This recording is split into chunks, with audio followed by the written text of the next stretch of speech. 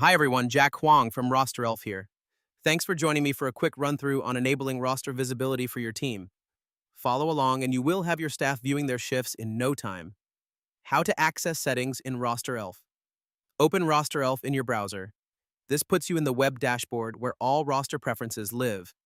Navigate to Settings in the top menu. Settings is the toolbox where you customize what staff can see. Select Roster from the list. This opens the exact page we need for visibility options. How to enable Employee View Roster. Find the Employee View Roster option. This toggle controls whether staff can see each day's schedule. Click the slider beside the option. The switch turns green when it is active.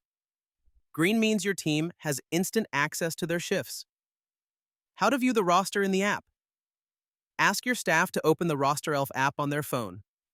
The mobile app is the fastest way for them to stay updated. Have them tap the roster icon at the bottom right. This button shows today's roster along with upcoming shifts. That is all there is to it. Your team can now check their roster anytime, anywhere. If you need a hand, our support crew is ready to help.